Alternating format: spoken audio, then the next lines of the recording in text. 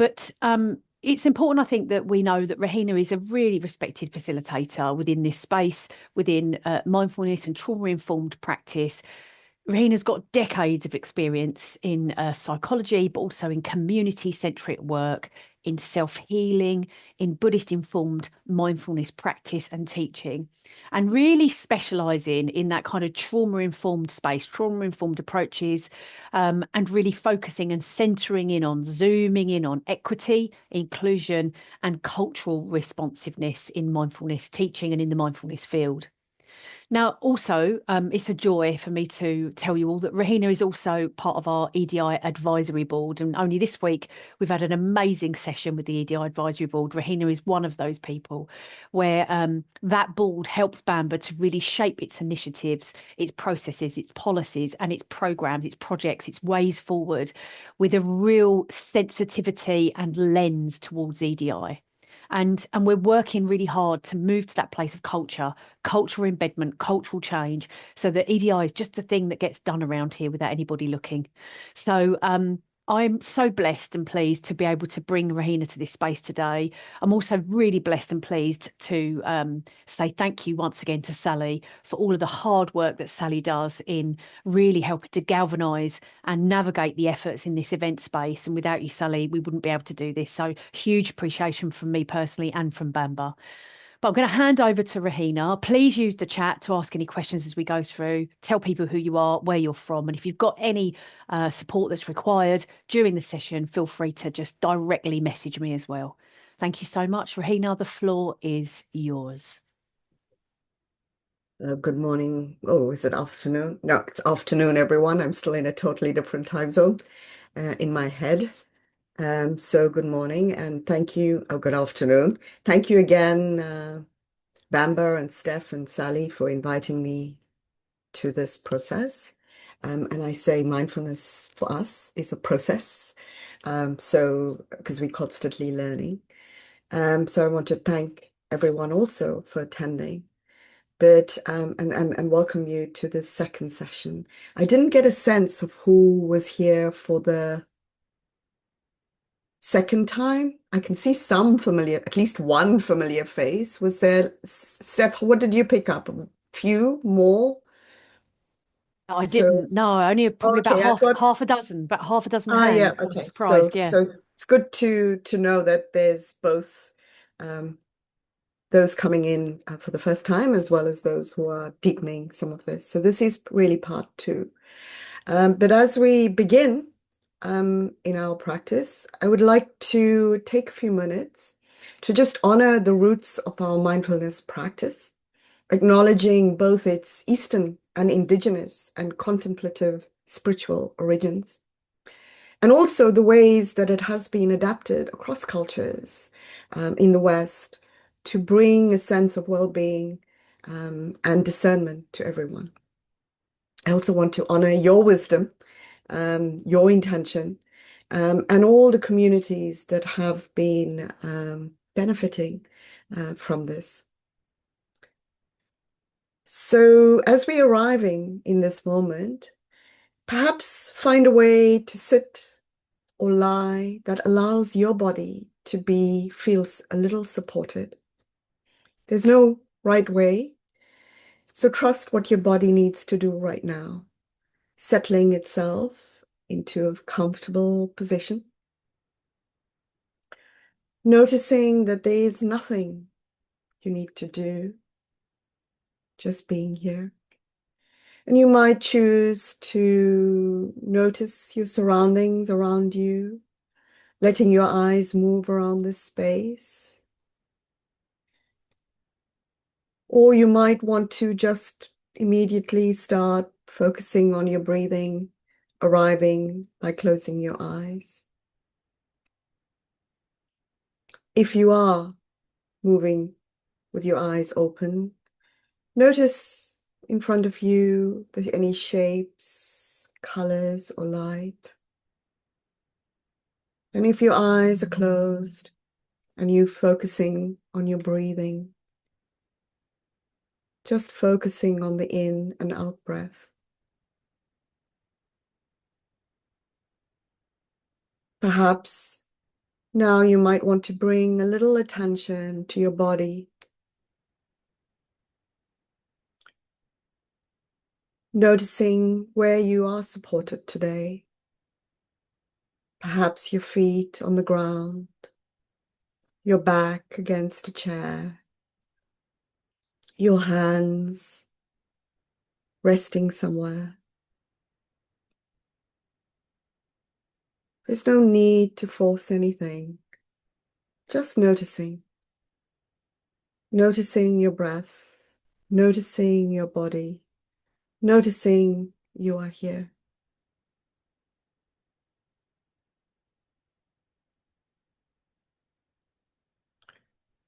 Just noticing your breath, the sounds around you, if that feels comfortable.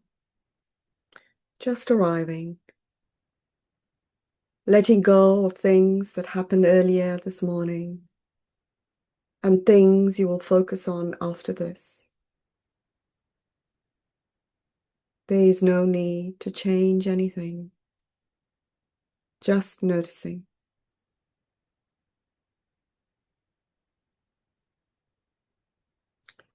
You are here exactly as you are.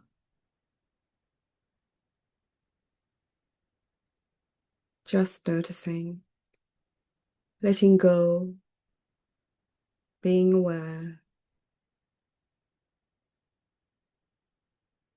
arriving.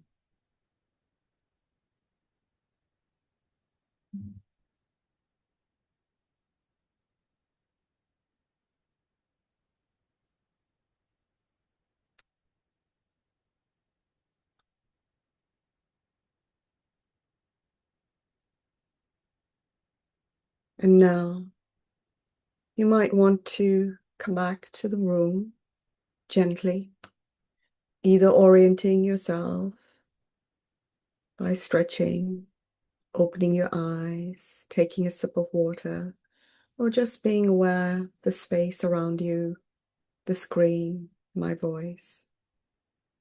Just coming back to this room, to this space.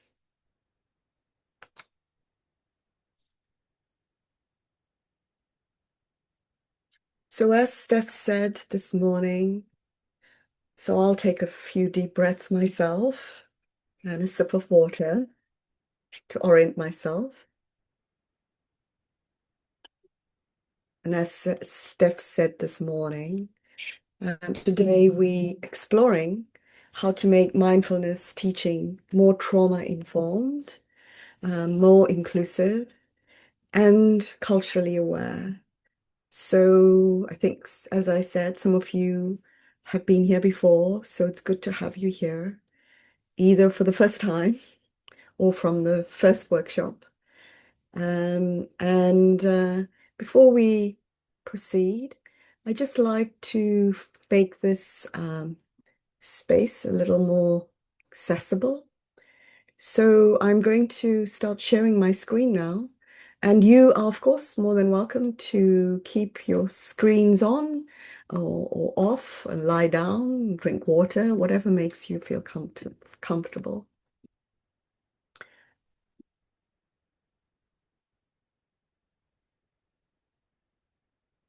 I'm just trying to share my screen, so bear with me.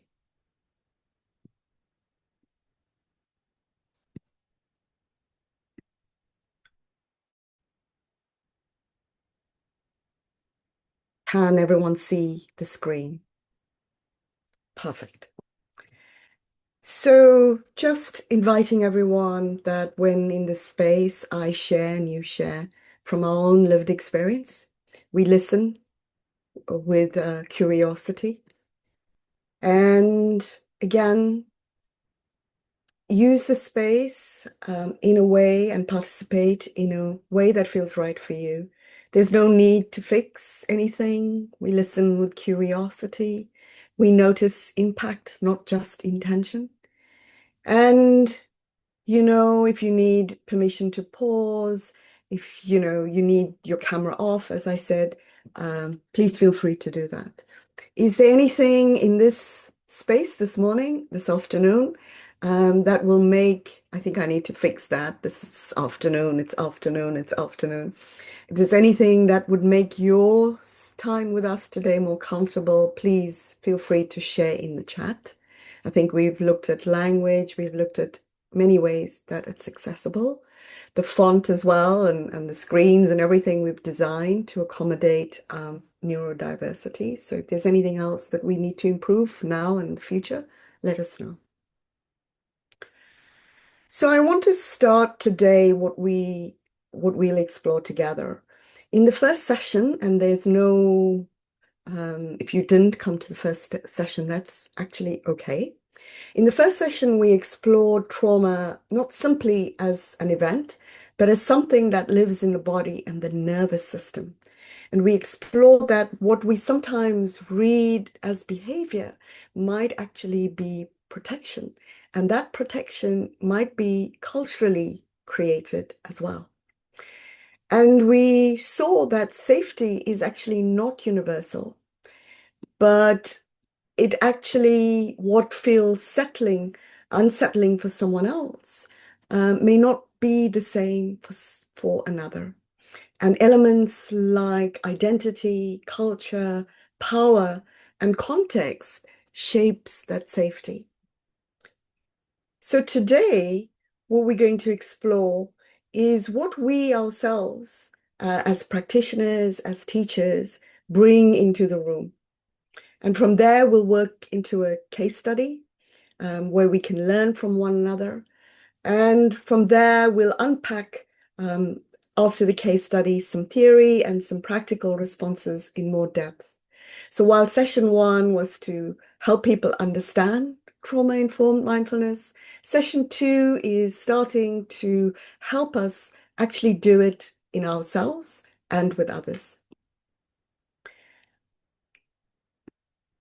So coming back in the first session, and just a reminder as well, we explored that trauma is not simply an event, but something that lives in the body and nervous system. And there is no one single commonly endorsed definition. And that's because trauma can look and feel different, depending on your experience, perspective, and context. So the few things to consider: trauma is a response, it's not an event. And as a result, it affects a person's sense of safety, their control, and their connection. And as Gabor Mate says, it is deeply personal. It's what happens inside of you in response to what happens to you. And as a result, it impacts our coping mechanisms, or what is seen as coping mechanisms. And so when these events are so traumatic and so intense that they exceed our ability to cope, they may leave some lasting effects. So it's not always visible, it's not always tied to a single event, and it's not something we can define in the same way for everyone. So understanding trauma starts with recognizing that it is complex and it is personal. And so we've seen there that there's a variety of definitions of on a spectrum of trauma, from acute to persistent and systemic. And understanding that, therefore, helps us learn or realize that people respond differently to similar events. And as practitioners, it helps us diagnose, it helps us evolve, it helps us transform our practice to, and what we offer to accommodate that. So creating safety.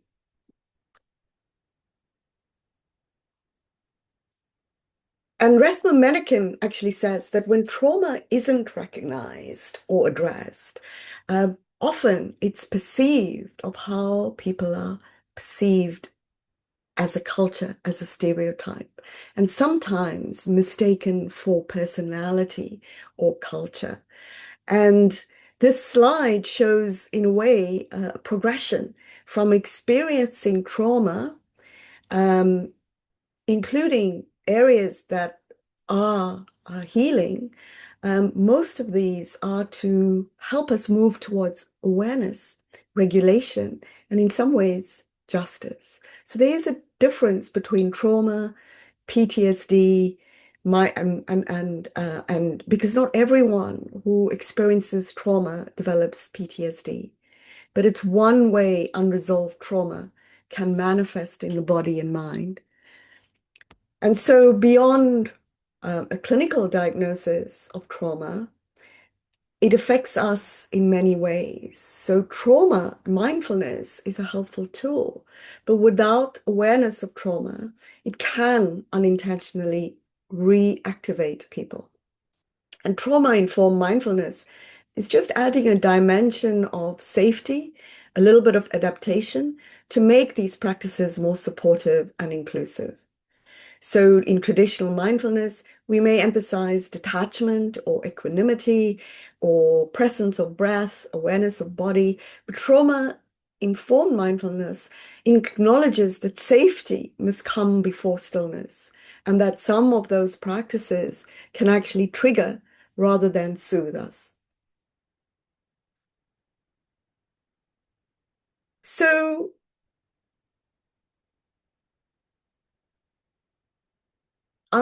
before we go there, I'm going to just turn my screen off and I invite you into a practice. Maybe you want to close your eyes or focus um, again on the screen in front of you, an object, just becoming aware and coming back to some sense of stillness that works for you.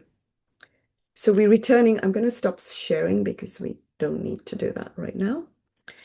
So coming back to our practice this time with a different lens. So coming back into our bodies, feeling the connection of the space around us, feeling the connection to our feet on the ground. Our eyes might be open or shut. We may be focusing on our breath.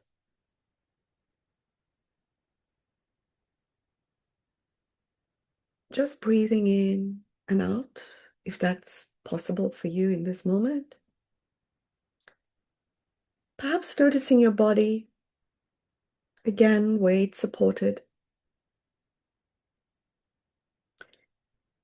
Just feeling your system settle, even a little.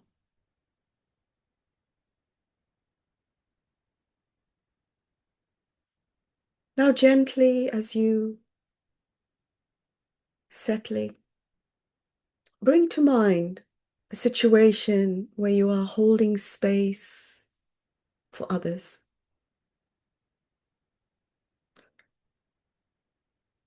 Where you are holding space for others. Might be teaching, facilitating, supporting. Nothing specific.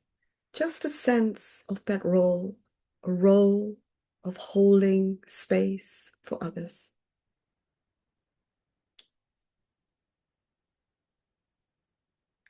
Notice what begins to happen in your body as you imagine yourself in that role.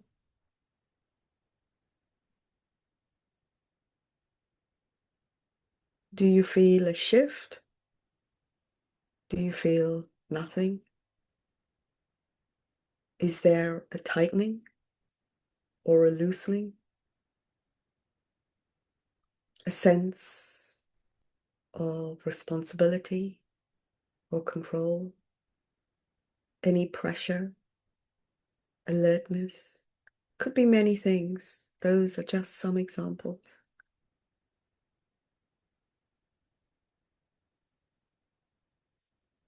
Just becoming aware of what happens as you are holding that space.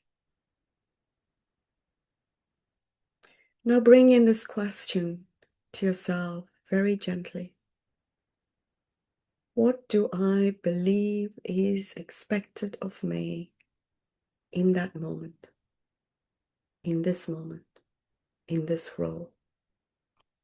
What do I believe is expected of me in this moment, in that moment, in that role?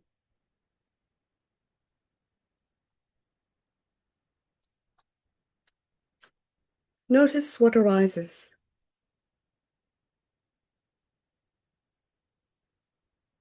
Are there any habits, maybe some internal rules, some expectations of yourself, of others?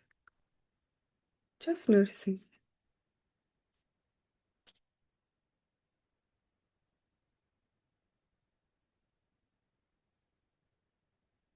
And now, what happens in my body when I feel responsible for others? Let that land. What happens in my body when I feel responsible for others? You might notice a change in your position, some preparation, maybe in a change in the way you breathe.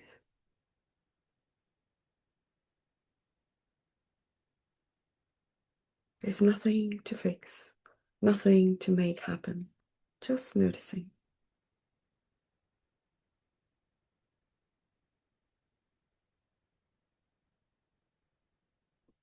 Now gently bring attention to where you feel even slightly supported. Let your system, your body know that support is available.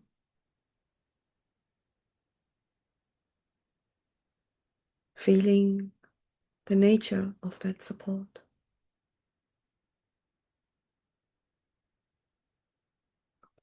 And from here, noticing what might it be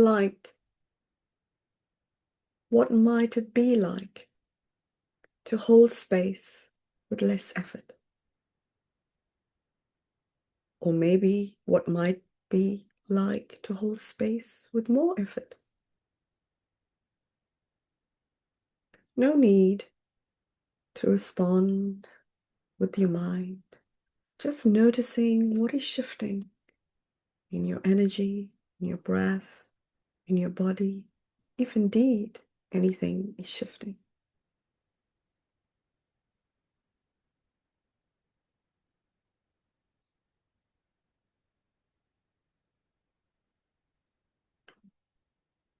And now, taking a few deep breaths, if you can, feeling the support around you in the air that you breathe, the chair that you might be sitting on. Gently bring your attention back to the Zoom screen. Perhaps taking some time to move your body a little, letting your eyes reconnect to the space, stretching, drinking water, whatever brings you back to the space.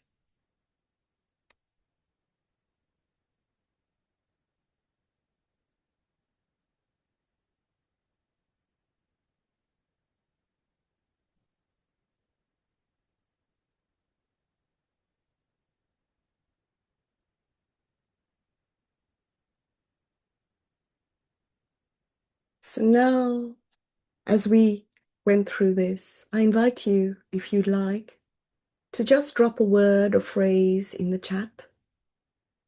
What stood out in your body or in those patterns? It could be what was happening in your body, what patterns came up, what to any of those questions, and how might that influence how you shape, or how does that help you shape yourself in holding space? So whatever emerged for you, if you take a few seconds to put a word or phrase into the chat, what did you notice in your body? What patterns emerged? So it'd be lovely to have a few things in the chat just to get a sense of what emerged for you. I see there's some becoming more open, weight of responsibility, head felt tight. Hmm. I'm assuming, Belinda, that the presentation was a bit of tension, hoping you remember that. So I'll read that way. Yes,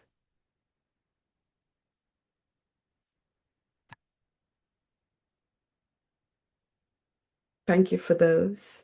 And we noticing the pressure in those responses, the pressure to get it right, the tightening of the body, a sense of responsibility, or even maybe an uncertainty about what to do. And what we're starting to see here, that even before anything happens in a group, before we even start facilitating, we are already bringing something into the space. And what we're doing in a very simple way is practicing awareness of what is happening, awareness of what is happening in the body, in my body as a facilitator, in the mind, and in that moment. And what's happening in our body, the patterns that show up, and the expectations we carry, all of that shapes how we show up as facilitators, trainers, practitioners in the session. And we're going to build a little on this as we move forward. When we get towards the end, we'll weave all of this together. But now I think it would be really useful if we practiced very simply something together. So imagine this is the case study, and we will be going into breakout rooms of 2 in pairs where we can share and discuss. So imagine you are facilitating a mindfulness session on Zoom in a workplace setting. You've prepared carefully, you are confident, and you're focused on getting the tone right. During the session, you ground participants into a practice that invites stillness and tension to the breath. And as the practice unfolds, I'm not sure if you do this, but I do. I watch what's happening on the Zoom screen. You notice some participants appear unsettled, shifting. You notice some facial expressions change, some with a little twitching. 2 participants turn their camera off, and there's a sense of quiet in the room. You're not quite sure how to read that. And when you invite reflections, there's a pause. And then a participant writes in the chat, I didn't feel comfortable closing my eyes. It made me feel quite unsafe. The group is suddenly silent. You can hear the stillness even on the Zoom screen. And as we pair off in our pairs in breakout rooms, I want you to discuss, and you may have already had situations like this. I know I have. What do you feel is happening? What do you notice in yourself as the facilitator? And if you were to respond or have responded, what did you say or what might you say? What do you feel is happening? And we'll post this when you into the chat so you can remind yourself about it again. So you can answer all of those questions, one of those questions in your breakout room, but you're going to go into breakout rooms now to share. And dear Poets for Peace in Sierra Leone, if you don't mind unmuting yourself, that would be lovely. Thank you for getting your background noise. Thank you. And with the magic, I will hand over to... Done. Rehena. Thank you. And am Yes, I joining a breakout room? no, if you stay here with Sally and I, Okay. that should be fine. Work Okay, that thank through. you. So those rooms are open for everybody to join. I'll keep an eye on them in case anybody's having trouble getting in or out of rooms. I don't know if you can bring the screen down, Rehena, could you? So I could just Yes, see. we were Great. just warning people. we were just warning people not to use the word police on the screen because the last time I used police and services, my Apple phone called 999. And the next thing I know, the police were at my front door thinking there was an emergency. Craziness. So it's a crazy world. Yeah. Thanks for coming back, everybody, and hopefully that moment was useful for you. But we'll hand back to Rehena to continue with the discussions. Thank you so much. So thank you for that. I hope it encouraged some kind of discussion. And for those who struggle to get a little bit into the breakout rooms, I hope you managed to cover at least one of those questions. So unfortunately, with technology.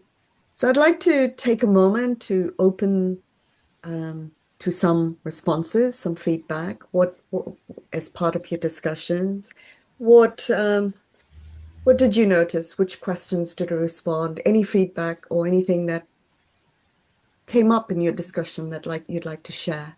I know we're short on time, so we'll take one or two. And for those who feel like they'd rather post it into the chat, please feel free to do that too. So just from your breakout discussions, what emerged for your pair? Which question did you respond to? What did you find? So just a reminder, what did you notice happening? What did you notice in yourself as the facilitator?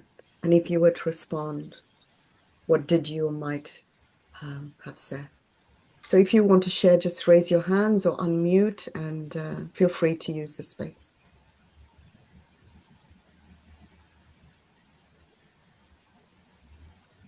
Thank you, Maddie. That's lovely. Thank you for kicking it off. Hello. Hello, Rehena. Thank Hello. you. We had an interesting chat, myself and Nina in the room. We were discussing sort of at first that kind of uncomfortable feeling that you get as a teacher when these kind of things can and do happen, and that sort of weight of responsibility and that feeling, oh gosh, what am I going to do? And then you kind of remember, all the training I've had, of course, I know what I can do. And then reflecting back on it and thinking about sort of firstly, maybe we talked about sort of normalizing, reassuring the person about their experience, maybe finding out a little bit more. So getting on to the how would you respond. Nina talked about permission as being something really important. So permission, permission, permission.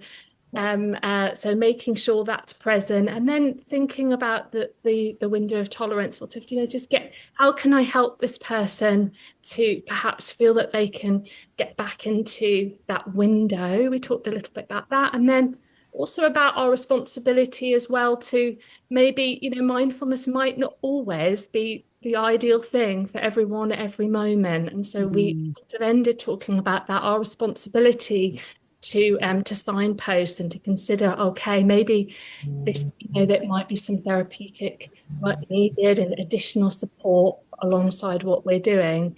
And so thank you. It was a really interesting chat that we had. Thank you, Maddie. Lovely, Maddie. So a few things there I think came up. One, the pressure that we put on ourselves. Two, that we know how to instinctively respond. And three, about giving people some degree of choice and to their capability and seeking, in a way, what you said was, how do we make this space safe for someone?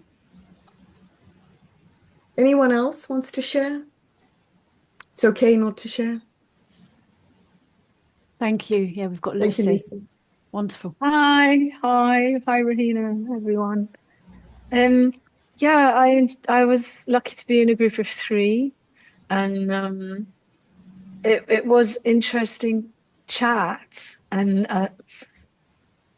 it seemed like for me personally, I don't shut my eyes anyway, and so probably the group, if I were leading it, I wouldn't have asked people to close their eyes. So that helps. If someone doesn't want to close their eyes, they don't have to, and if they want to, they can. And then you eliminate that problem. And also I think because of my backgrounds and my training, I'm aware that, within the diverse population, you will have different neurotypes. And so I tend to allow people to be standing or moving. So that might be an option to the discomfort, any discomfort with stillness.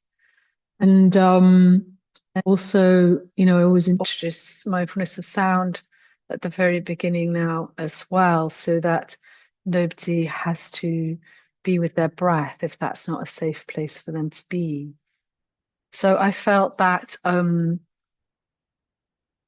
it's great that there's so many people at this training, and we can learn how to teach mindfulness in a way that's safe for the general population, which will always include people with ADHD or people with different neurotypes and people with trauma. And then the other thing for me also is remembering that I have a responsibility to my group, but I'm not responsible for them necessarily, and that support needs to be established at the beginning. Those are the thoughts that came to my head first off, amongst others. Thank you. Thank you, Lucy. Thank you, Lucy. I mean, between those both sharings, quite a degree of richness in those offerings, I think, that we think about. But there's a few elements I think that we'll cover through. But one of the things that I think I felt from those sharings that it was actually quite rich. And before we get into the theory, I think those moments are difficult not only because of what is happening in the group, but what that might activate in ourselves.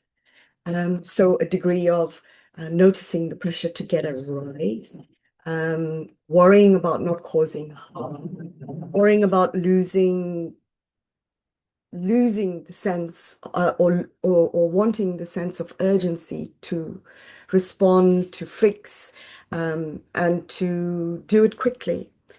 And sometimes even the uncertainty of whether to speak at all. But that's why I think from what you were saying, Lucy, this goes beyond techniques. This goes beyond looking at just the practice and making mindfulness just safer.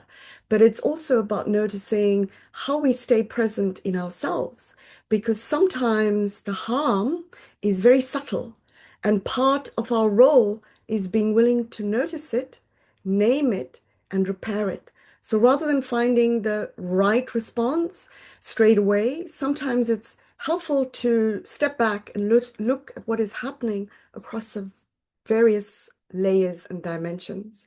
And Lucy mentioned some of them, offering choices, options. Not everyone can access mindfulness through the body. Mindfulness is available all the time. It's just how we access it may be difficult to get into because of past trauma. So I know for myself, I have not been able to, and especially in Buddhism, you access your practice through your breath, through closing your eyes, you access it that way. And for me, that silent sitting was not how I entered mindfulness. I entered mindfulness through walking meditation, through sound meditation, and through pebble meditation, feeling something solid in my hand. And for people with trauma, that's really important, feeling the solidity of something. But also noticing that not often a lot of us can't actually fall into our body because of wider context of not just trauma, but the trauma that comes through persistent, recurrent trauma, like through race and power dynamics. So just about remembering some of that. So I'm going to continue with a little bit of theory now.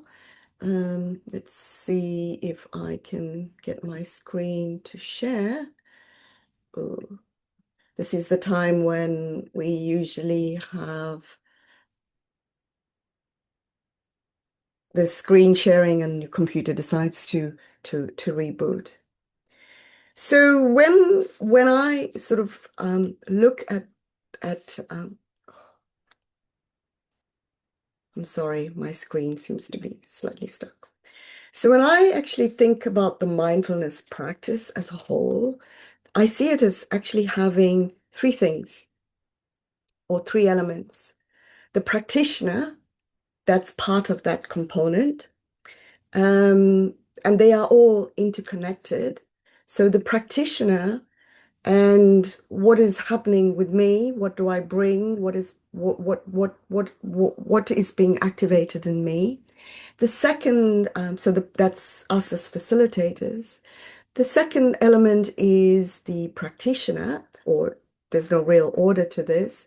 The practitioner or the participant, what might be happening for this person? What I'm offering be getting activated here? And then there's the practice itself, because it may not be me, and it may not be and it may be the practice itself that is affecting what is happening or what is emerging in the room. So what about the practice might be affecting the response? And how might that practice, as Lucy mentioned, may need to be adapted? How may it need to be adapted, not just then, and how it may be needed to be adapted for the future? And in this case, for example, as Lucy had mentioned, inviting someone to stillness and closing the eyes or turning inwards, these are supportive for some people and not so supportive for others. They can feel somewhat exposing, somewhat unsafe, and in some ways actually overwhelming. And so we might notice in ourselves as well, when we delivering or offering mindfulness practice, we also may not be aware of it, but there is a sense of internal expectation. How am I being perceived in this moment? And what does that mean? And so from the earlier practice that we had, we remember that we have the pressure to get it right.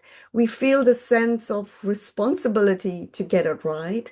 Maybe that uncertainty of how we want to respond, or maybe just wanting to fix it and moving on.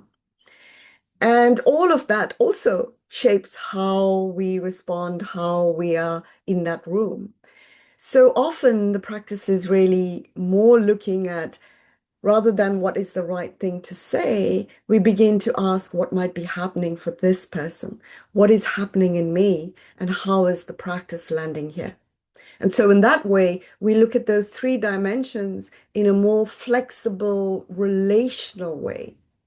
And if we see those mindfulness moments, in that way, we're not just thinking about adapting the process or adapting the practice. We're also thinking about responsibility differently, because sometimes harm is subtle. And part of our role is being willing to notice it, to name it, and to repair it, or to offer a degree of safety for the person in the room. So let's just look at the participants for a moment, if we go on to that component. So if we stay with that, this is where that trauma-informed lens becomes important, because we remember that our nervous system, and some of you may be familiar with this, is always scanning for threat. It's always scanning for safety. And Stephen Porges calls this neuroception. So we are constantly, it is automatic. It's not something we're choosing. This is happening to us all the time. And in those who have had traumatic events, it's something that is so automatic, and the person, or you and I, or the person itself, is not actually choosing. They're not making a choice.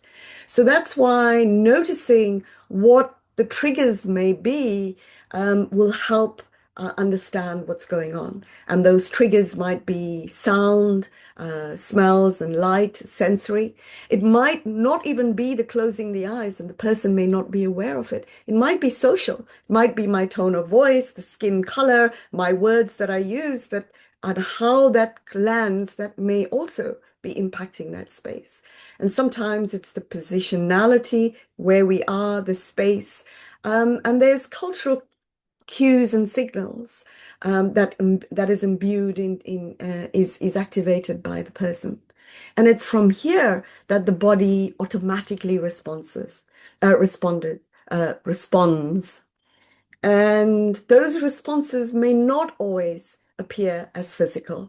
So sometimes they may be physical, may show up as breathing changes, as tension. Sometimes it might show us as emotions, someone withdrawing, expressing anger, or behavioral, withdrawal, silence, camera off. Those are all elements of how and different responses may happen. And in this case, closing the eyes, turning inwards, may have been experienced as a trigger. And I think, Maddie, you alluded to this earlier, is understanding the window of tolerance. Where is a person, including ourselves? Where is that person in their window of tolerance, in what they able to stay present with? How and what is that window of tolerance that enables them to think clearly and to remain connected? So when we move them out of this, they go into activation. So that anxiety, that shutdown, the numbness, and the withdrawal. So what looks like calm, sometimes the silence, is not always safety. And what looks like resistance is not always refusal. Sometimes it's just protection. And so it's recognizing that safety is not our perception, it's not universal, it's not our perception of safety. Identity, culture, race, power, and our lived experience and the intersectionality of all of that shapes how the practice lands. And so that's why trauma-informed mindfulness is not just about offering alternatives through practice. It's about creating those conditions of choice, flexibility, and safety. So while we are not responsible for their behaviors, we are not responsible for it, what we are doing is creating safer, braver, safer spaces, not becoming responsible for them, but enabling people to remain in relationship with themselves and the practice. So we are a third party in this. It's almost, how do we create those conditions that someone can be in relationship with themselves? Because mindfulness is not mindfulness of mindfulness. It's mindfulness of something. It's becoming aware of something. And the person is becoming aware of their own windows of tolerance in this case. So that's the one element of it is the person. And those responses, as I said, is shaped by, and we've gone through it, this how those things manifest. And a lot of it is shaped also not just by trauma, but by power dynamics in the situation. And so we notice with some participants, their responses is shaped by their experiences of power and safety and being seen. I am not being seen is a way of switching my screen off. And what we might observe, and some of you probably experience this, is while people may push through the discomfort, they may over comply, they may be silent, they may actually withdraw or self-censor themselves, they may mask their responses. Underneath all of that, there can be that code switching, the hypervigilance, and the disassociation in a way to minimize the harm that they're experiencing. So I'd like to position trauma not just as individual coping styles and not just to accommodate the diversity of people, but see it in a way that these are intelligent responses to an environment where it's not fully safe to be seen, to be heard, or to believe, or to be believed. So see it also as ways that what we see on the surface is not always what is happening underneath. So some of these symptoms or what is presented may be something deeper that's happening. So for us, it's about understanding that. And then if we look at the second dimension, and I talked about this, is the practice considerations. So what does this mean for the practice, for the tools, for the techniques that we use? One important principle to remember in our offering of mindfulness is titration, which again recognizes the window of tolerance, what a person or group might be able to hold at that particular time. And so that might mean working in manageable amounts rather than asking someone to do too much too quickly.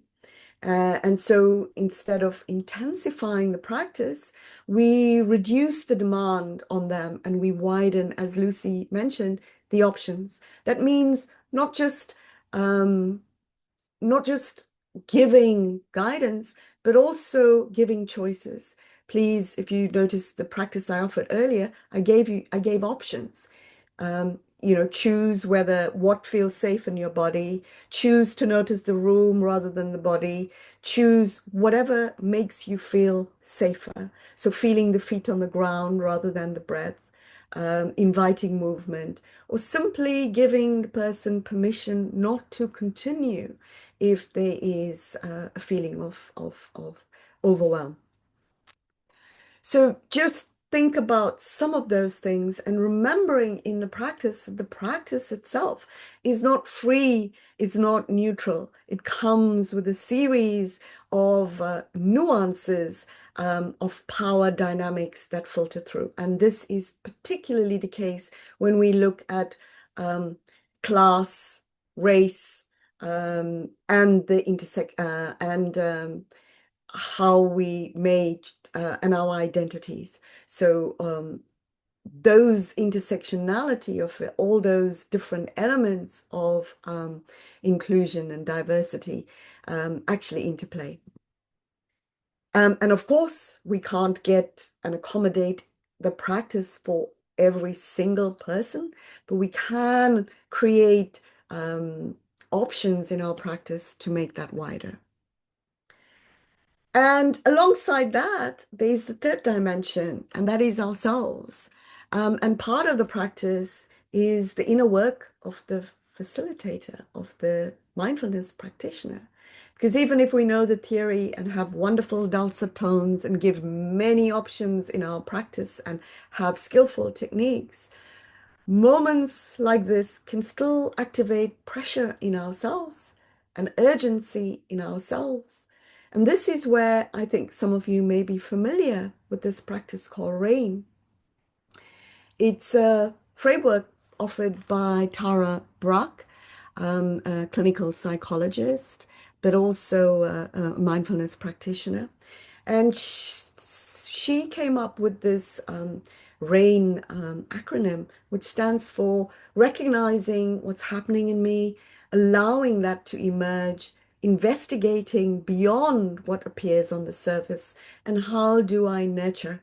And this is not something we just apply to ourselves. It can also be applied to individuals in our mindfulness practice. So it's not so this helps us think about things not as something that we do to others, but a way of working with ourselves in real time. So we can remain present and silently perhaps move through this RAIN methodology. Quickly in this situation, I know for myself, I try to simultaneously understand what is happening in the practice, what is happening with the person, but also recognizing what is happening in me right now. Where am I feeling embarrassment, fear, some tightness, pressure of my own perfectionism that I didn't get it right and someone came out sharing, am I seeing this as a reflection of myself? And then can I allow that to just happen? Can that be there for a moment without immediately reacting? What does that feel like? That moment of mindfulness enables me to discern.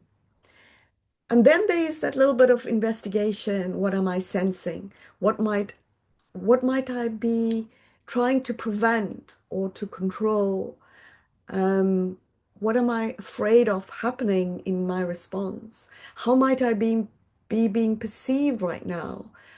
What role or power did I hold in that space in that moment? What wider context might be present that might also be happening? And then coming back, and I know I scan myself and quickly recognize some of those things. And a practical mindfulness practice actually enables us to pick with just a minute or just one breath to be able to discern all of this that's happening in the room, in myself, and in the other person in some ways. And that nurturing is reminding yourself of all of in your practice that enables you to remain present. Is it a deep breath that you take? Is it a reminder that of your feet on the ground, a softening of your shoulders, reminding yourself, I don't have to get this perfect, remembering I can just simply respond simply. So this is this little technique that I use, rain, when I'm in that moment, just to see how I can hold myself, how I can hold the space. And so it's a way then not of abandoning ourselves, it's a way of actually nurturing ourselves in that situation as well, where we don't feel like, there's the practice and there's this person and we are not there. So we don't abandon ourselves. And therefore we are less likely in this pause moment of reflection of ourselves. We don't abandon the participant by rushing or by correcting or even overriding. It just gives us the ability to, I guess I like to use the word human enough to respond. So those were the sort of three elements I wanted to capture. And so in that, when I respond in this way, maybe my response is less likely to be about, what do I apologize? What do I actually do in that implication? And so I often might say something like that in that moment. That might mean, thank you for sharing that. Really glad you said that. But remembering also that in this practice right now, in that moment, there is a degree of trust and a degree of safety between all of you. And it's about acknowledging that trust, because otherwise the person would not have mentioned that they felt unsafe. And that acknowledgement that actually there is a degree of trust, there is a degree of safety, because otherwise the person would not have said something even in the chat. So I think for me, I find sometimes like that, I acknowledge what has happened, acknowledging that the trust of someone opening and sharing that, and exploring, and I think both Lucy and Maddie said, exploring what about that might have made the situation, the practice, feel a bit unsafe. So it may not just be closing the eyes, it may have been me, my tone of voice. So it's about exploring what that might mean, what that safety in that moment might mean. It might not just be not having options. And so some of the responses in that exploration is not then noticing that, we're not just going into the defense of the practice, i.e., giving you options. It's not trying to fix things too quickly. It just acknowledges, it offers choice, and at the same time, we stay in relationship. So the response is, if it was about the practice, then it is options in the practice. Or merely saying that in this space right at the beginning, this is, you're welcome to explore and participate in the practice in a way that feels most supportive to you in this moment. And so it acknowledges that relationship, and acknowledges the three different components that I actually covered today. And so some of the key principles I think I was trying to get to is that principle of safety, what does that mean? Of trust, what does that mean? And transparency, what does that mean? And using that exploration might open up in the group other perceptions, other views. When that openness emerges from the facilitator of exploring further, that relationship can strengthen the practice and the relationship, because you might open up more people to share what might be helpful moving forward. And in some ways, that's a very neat, I think don't know why I'm using that American term neat, but a very effective way of bringing into the safety space the nature of the collaboration and mutuality between all of us, between us, our practice, and the person experiencing the practice. There is a mutuality there, that we all learning from one another, and we all developing our mindfulness practice towards something. And so it brings the empowerment into play, it brings choice into play, but it also enables us to attune to the cultural, the historic, and our gendered realities that we bring. And so, that safety is actually makes it contextual. And so that is, for me, the three components that I feel is really important in thinking of those three dimensions. So it becomes us all in relationship, us, that triangle, those components moving together in a symbiotic type of relationship. And it gives us the ability, and I'm going to use the word, to be both humble and to repair. And actually for the participant to give us the choice of what they think should be included in that choice, in that discussion, not just me offering them, choose this or choose that. They may wish to say, let's try something else. So it gives us an exploration opportunity. So that's where I'd like to, sorry, have a sip of water now.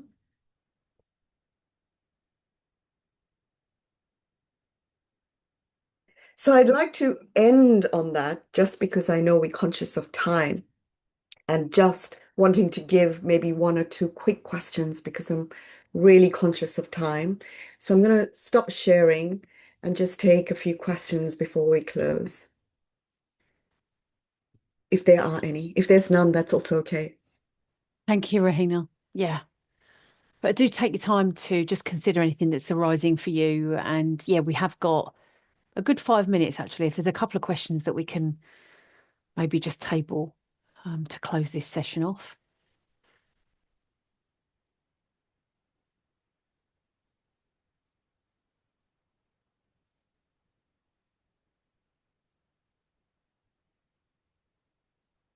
Yeah, thank you, Dominica. How lovely. I thank you, Rehena, for a lovely and really useful session.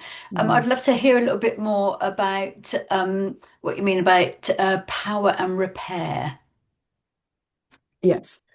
So when I talked about resma menicum, and in a way persistent recurrent trauma, when we arrive, mindfulness is not neutral. We are not neutral in those situations. We come in with power dynamics, either power dynamics in our society that's alluded to our role as, and that comes with a degree of power of how we perceive ourselves or others perceive us, where we are either the teacher, an expert, or know best. All of those kinds of, that's one level of power dynamics. The other power dynamics also comes, and for me as a person of color, comes in the nature of our history, the nature of the context that we live in, where there's race or gender. And so the tone of someone's voice brings in some of those elements that that for me remind me of power. And so those are in very simple terms, those are the power dynamics that we carry, that exists anyway in our relationship with one another.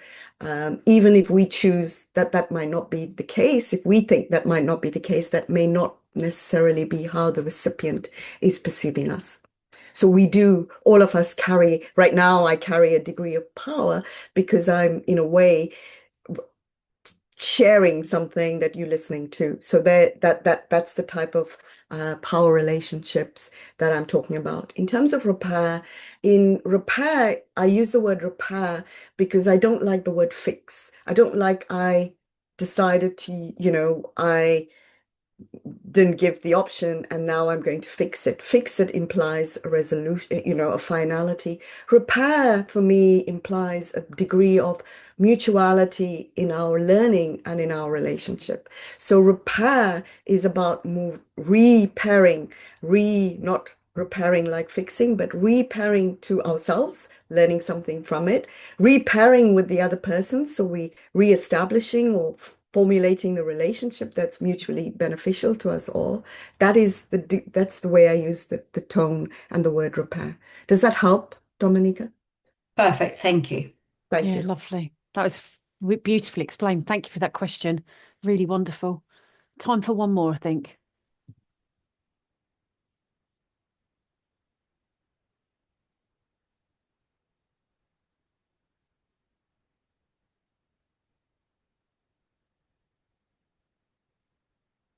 Any more? In that Can't case, see anybody on the screen. can't see Let's just anyone. check. Let's check the I chat. think we're in a good place. No, nothing on the chat. Good. Good.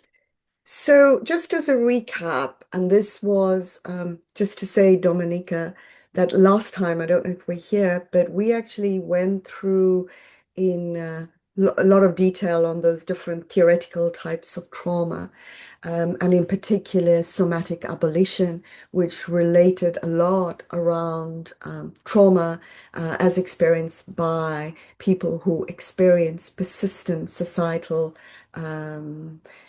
activities and activations that continue with that trauma. And race is one of those trauma that's related to it. And gender is the other. So it's about how our society continues to activate us in particular ways. So to close, I just want to recap on the three things in terms of prompts that when we thinking and while we didn't cover the specificities of every element of trauma, but those elements came up in really practical ways.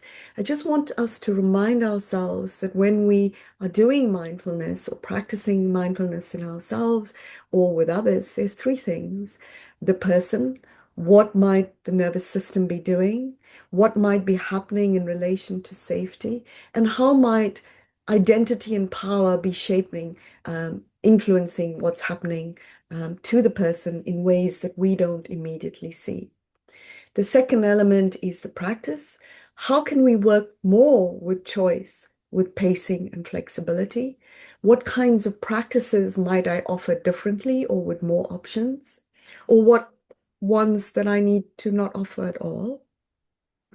And then ourselves as facilitators, what helps me remain relation rather than moving to fix or to correct?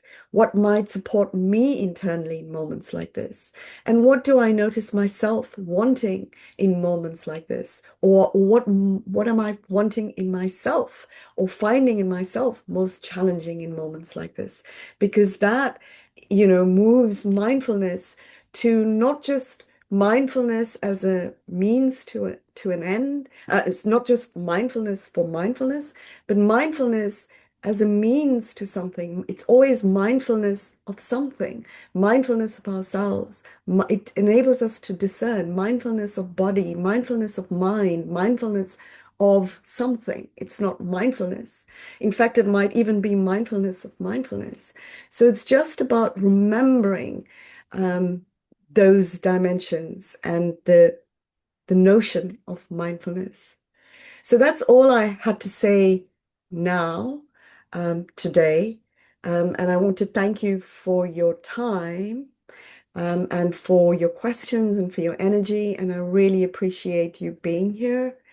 If any of this has touched you in some way and you would like to note in the chat, you might want to reflect on what shift coming here today. What is the one shift that I will consider, or I think I need to, or I will effect moving forward. So what is the one shift I will make?